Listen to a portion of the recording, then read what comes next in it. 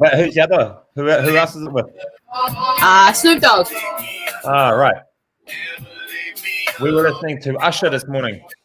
Oh, he's almost 50. What? Yeah. Hang on, Usher. That must mean like Nelly must be. Oh no, he's 43. Shit, I thought he was older. Sorry, I thought he was older. Let's put some Usher. What Usher song are you listening to? Oh, hang on, I'll bring it up on my. Nice and slow. I used to always get one of my best guy mates to play this on guitar. This is a classic. Good morning, everyone. I've just got to share the link. Hold on. Yeah. Man, it was. What did we just play? But a nice and slow for you. Who wants a live? This used to play on the Discman. I had that on a CD. Oh, Discman. Who's ready? Oh, you make me wanna.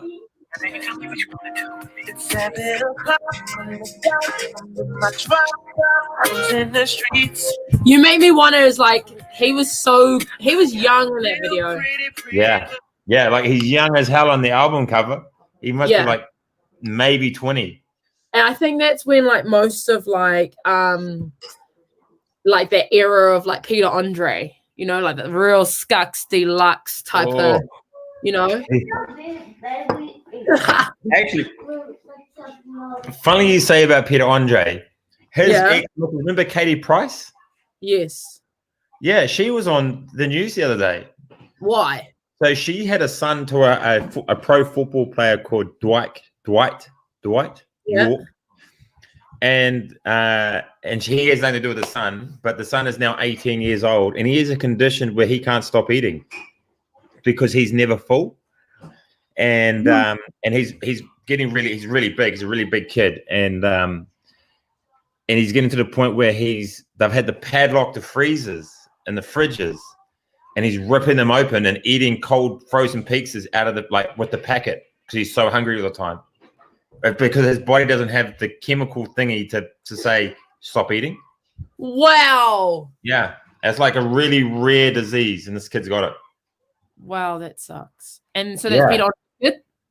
No, it's not his kid, but I remember when he looked after him for years.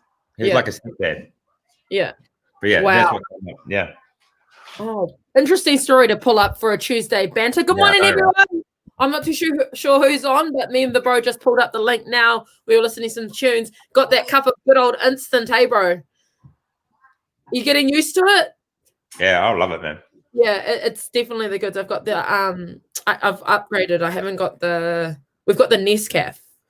We don't have the special blend. We've got Nescafe. Yeah. Yeah. Anyways, how are we doing? Yeah, good. Hey, what are you vibing to at the moment on Instagram? What's on my algorithm?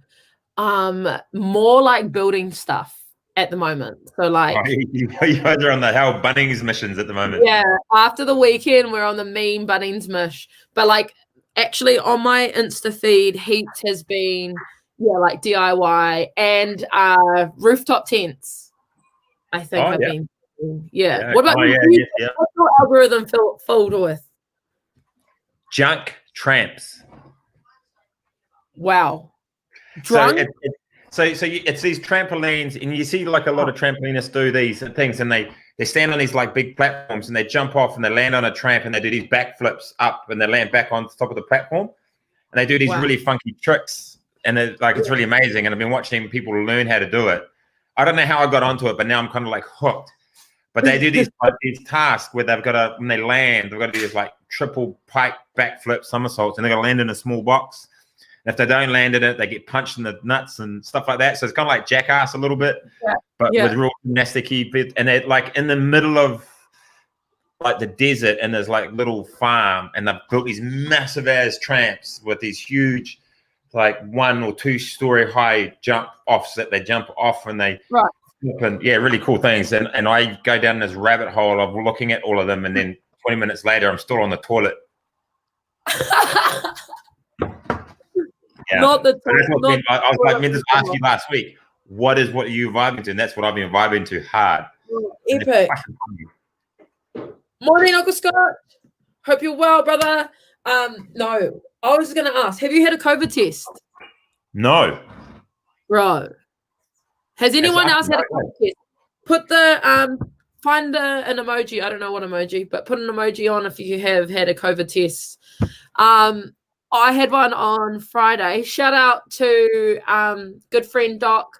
Thank you for not gonna lie, actually, bro. I was paranoid. I was like, I had a sore throat, and I was like, it wasn't until the next day that I was like, I'm gonna Google the symptoms because I was like, I don't have it. But then I was like, oh nah, and legit, I was like paranoid that I was like, what if I'm that person?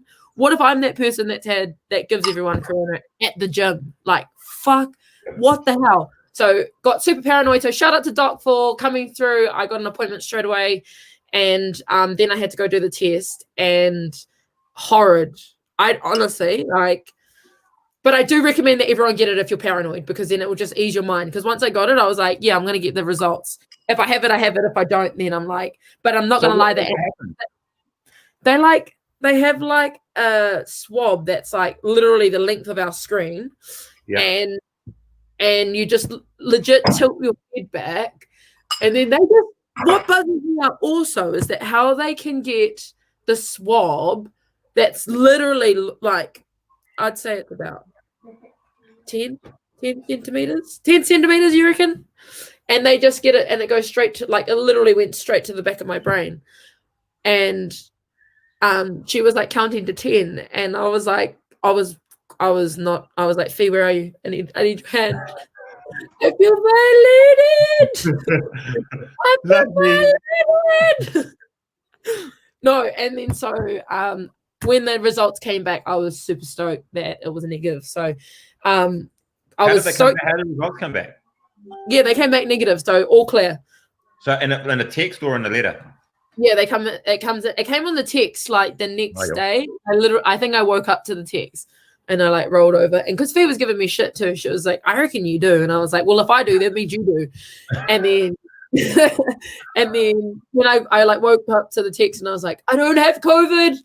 So it was like morning glory not to have COVID. Yeah. But so everyone else has got knows as well.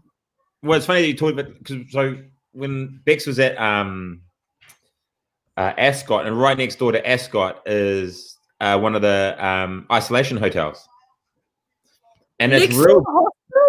Yeah, it's real buzzy, right? But it's like, it's really segregated. Like, there's no way there can be any crossing. Like the fencing is ridiculous. Yeah. But I was watching, so getting stuck in traffic at Green Lane, the Green Lane Spaghetti Junction. So I'm watching these people literally do laps, like, and they've got to be separated, so they can't walk next to anyone. They've got like a 5-meter gap, and it's like, it's what I would imagine a prison is if I was watching a prison through a fence, because it's literally going to go up and down like maybe a 50-meter track, maybe if that, and that's their hour of exercise a day, and then they're going to go back into their hotel room. So because next door to Ascot is a little cafe, and I was down there at the cafe. Anyway, there was a couple of Defence Force personnel who are part of it. And they were there, I'm grabbing a coffee, and I was just got talking to them, and I was like, yeah, they only get like an hour. We knock on their doors.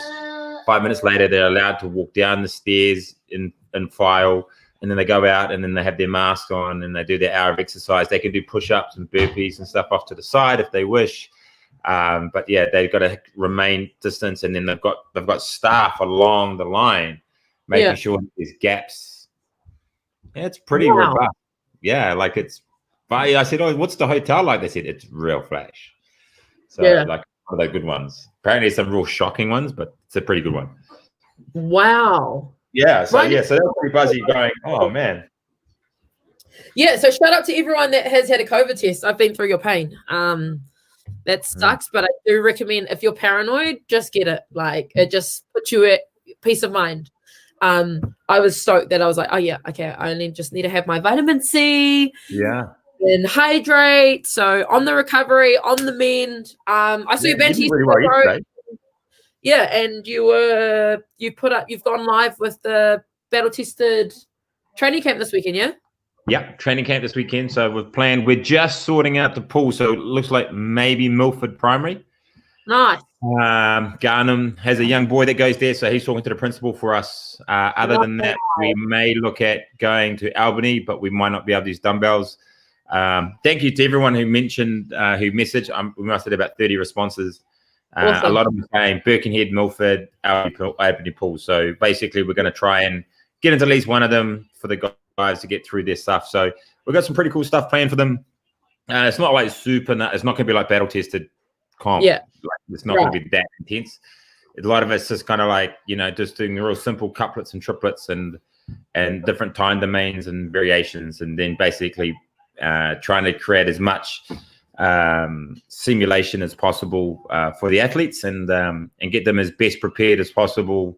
And if there's anything that we need to kind of help them with, then we will. So super excited about it. Actually, I'm kind of looking forward to it. I think it's our first real 3-day training camp. We've never really done one before. So my notes app. So thank you, Autumn, for making me use it now. It's full with lots of stuff. So there's lots of good things in there that we're going to be able to share and pass on. Carly's going to be helping me with judging. So she's the king judge maker.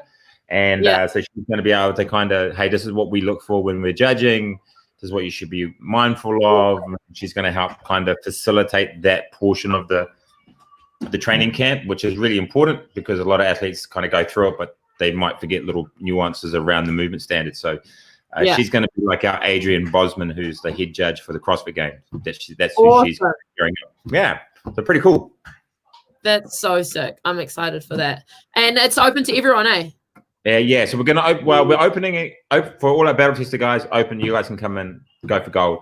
We're going to open up to 5 non-808 members. If they want to come in, they can come in and join for the day or the 2 days or the 3 days. And the idea is that they get to have some simulation against people they don't normally train with. Gives our guys some fun to train against as well. So some friendly competition, kind of like pre-season rugby. Yeah, hard. When you do pre-season games, and you kind of like to see little bits and pieces, we'll be able to share some of our knowledge to them. They might be able to pass on some knowledge to us as well. So we've opened it up. If people take it on board, awesome. If they don't, that's cool as well. But we thought it'd be a great opportunity for that to happen. So we'll plug that as much as possible over the next couple of days, and then go from there. Man, it'll be fun. Okay, you been busy? Hey. You've been busy? You got any plans for the day? Yeah, today, yes. What have I got? I have, so we've got some challenges with Ultra at the moment. Me and Amy have been working through behind the scenes. Our web browser part of Ultra went down, so we can't use a whiteboard. So we've got old school with the whiteboard, which has made me relearn how to write on a whiteboard. So now the app still works, but the whiteboard portion of the stuff doesn't work at the moment. So we're sorting that out. That should be fixed today. We had a really awesome team meeting with our guys yesterday for the coaches, and we went through all the end of year prize giving stuff. So that's all been sorted, which is a first. We usually are doing it like a week out. We've actually sorted all that out completely, and all the prizes are underway, getting ordered and getting ready to be brought into the country. So that's all been done. Awesome. I'm out at Bethel's on Thursday for half a day to do the final recce for the Bethel's run. I'm taking Kenny swimming at 10 o'clock today, and hopefully him and I don't drown. And just really cool. It's just been really vibing today. Like we had a mean 3 classes today, just super funny. Hazy was on point, just cracking everyone up this morning, and then we had a really good 6 a.m. class, and then the 7 a.m. MK and C2. Those 2 ladies know how to make a party, so it was a pretty cool morning so far. And then obviously I'm hanging out with my sis. Man. And then and I know you guys have been working on some little secret projects. Oh my god, that's what we did on the weekend when we were at Bunnings. Is like, who else loves Bunnings? Like, it's such a good shop. And so we were like, well, we're sick. We may as well. We can't go anywhere. We have to stay home. Well, exception was only Bunnings, and that was Fee's job to go to Bunnings while I stayed home. But and we managed to do everything in like a good budget as well. We put the clear light outside, so when we had that rain Sunday morning, I don't know if you got hit with it, but it bucketed down Sunday morning. Yeah, you did. Yep. Yeah, and we went and sat outside, and we were like, "This is fucking epic!" Like, it already had the foundations there, so we just pretty much just touched it up and finished it up, and then now we've got like another extra room in the house, and it's going to be epic for summer. Like, and then as well, we put barbecue together. So, been cranking that. Yeah, what barbecue did you get? I don't know. She got it for her birthday, so it's a gas craft one. It's like a little portable one, but it's gangster. So, and I think it's like. We were just cracking up because it was like she's the vegetarian but eats meat now, but has the barbecue. Like that was the part that I was cracking up at. It was like, what does a vegetarian do with a barbecue? Eggplant. It just needs a hot plate because then you can make like anything. Like some eggs on there. But yeah, so we've been putting on the DIY hat on and getting motivated with the hammer in a non. What's your next DIY project? So she wants to. There's another bit that we need to fill in under that sun area that we want to fill in into the table and just decorate it. So, Karina, sis, every time I went to Bunnings, I think we went twice in one day. And that was me, the sausage sizzle Bunnings. You always get a sausage sizzle, even though you're going to the cleaning products, eh, bro?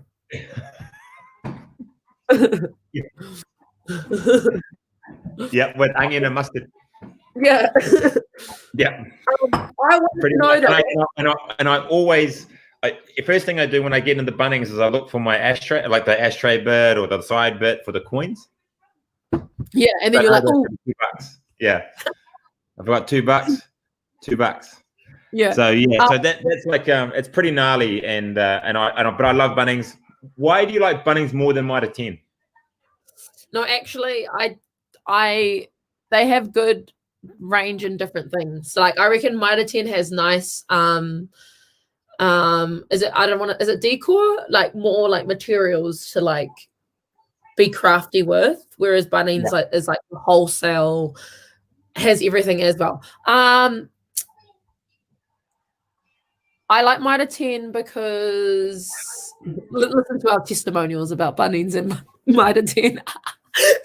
No, but I like Mitre 10 because they have more decor stuff. But then I like Bunnings for like their plant stuff is really good as well. Like their garden stuff. We got 3 more plants. Like our little cabin is turning into like this cliff.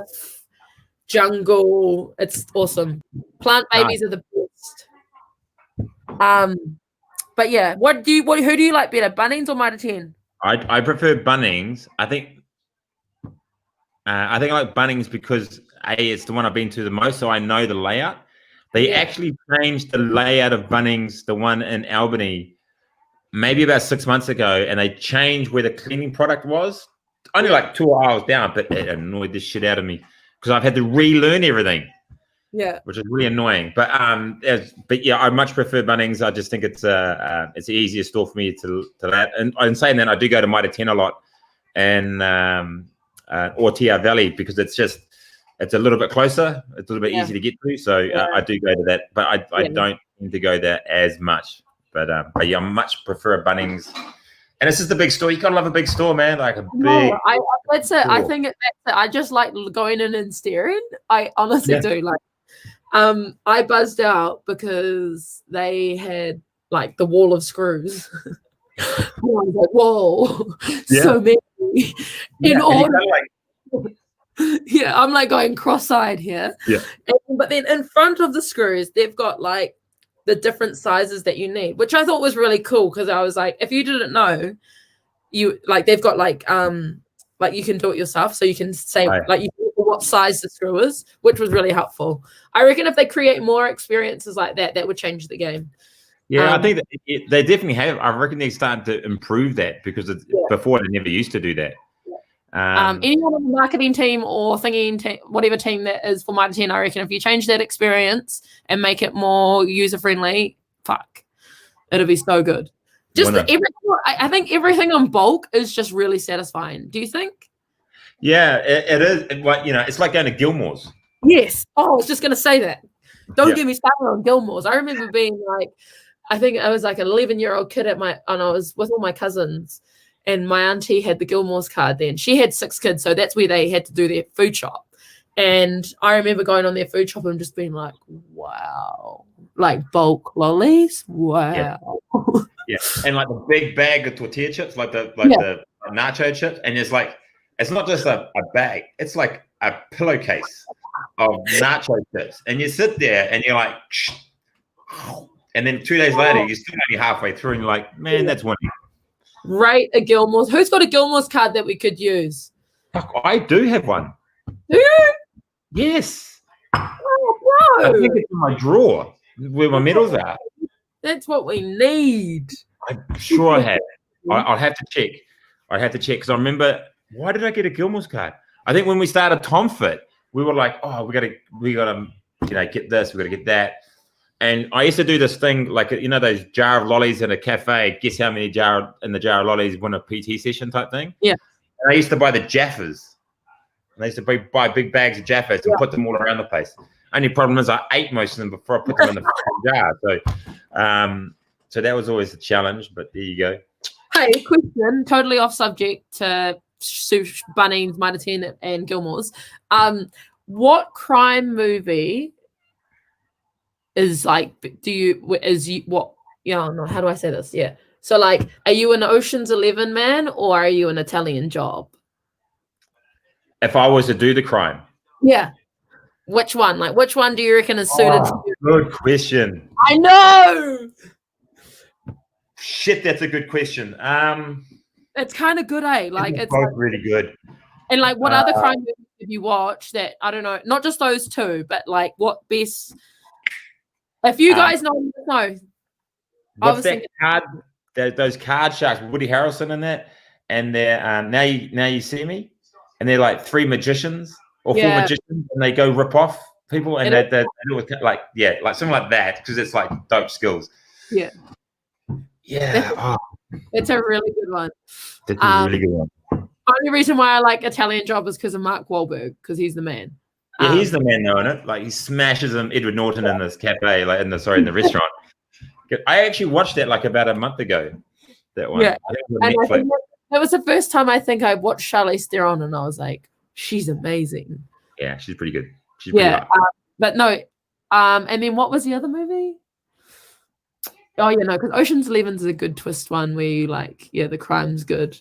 But that magician one, Now You Can See Me, or Now You See Me, because he's got 3 of them. Yes, two of them, I think. I've only seen 2.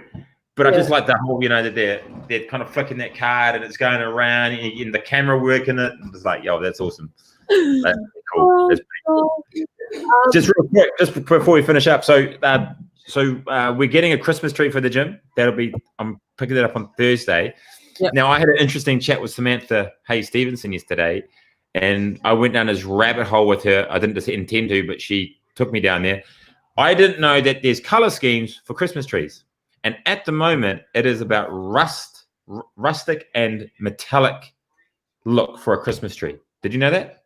I had no clue. Neither did I, until I had this chat with her, and then she basically schooled me on this. And then when I talked about, I was thinking about getting tinsel, she just about slapped me. And so there's certain things that you should and shouldn't do with a Christmas tree. So hopefully on Thursday, I don't screw this up. Otherwise, Samantha's going to knock me out. I'm getting us a Christmas tree for the gym downstairs. And what we're going to do is that we'll put a post up probably on the day once I've put the Christmas tree up about what we're looking at doing. And it's to help out MK and the Christmas boxes. Yeah. And we're going to go down that same theme, but also toys as well, all unwrapped, new toys. And then so we can all give it out. But there'll be more details on that. Awesome. But just man, on that Christmas tree corridor about how Sammy said, what is it in season is rustic and metallic. Rustic and metallics. I had to Google what that was. Yeah, I might have to. Well, she knows every color of white, so I do trust her instinct when she says it's rustic. Same. Actually, but then I would be interested in Chuck's thoughts on this. My decorations are silver and blue, Winter Wonderland, which are last season. But is there a season? Like, that's what I want to know now. Damn, they've just got a whole new can of worms for Christmas. Yeah, like apparently if you go to farmers, in the decorations, they've got aisles of like metallic decorations, rustic decorations, blah, blah, blah, blah, blah, all down the line. I didn't know that. Wow.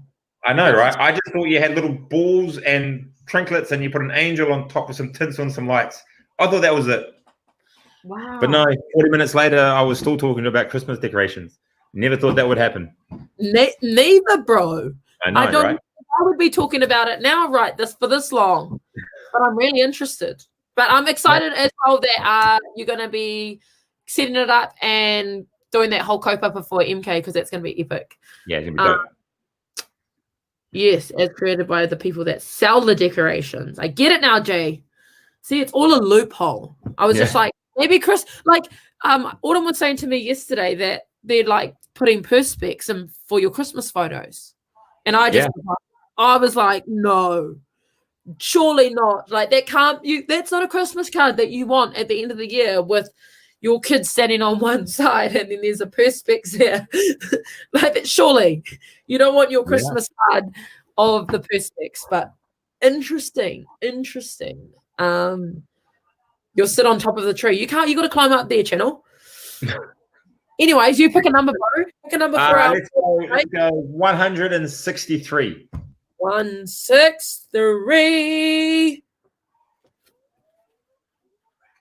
Oh, beautiful quote for the morning. It's been nice catching up.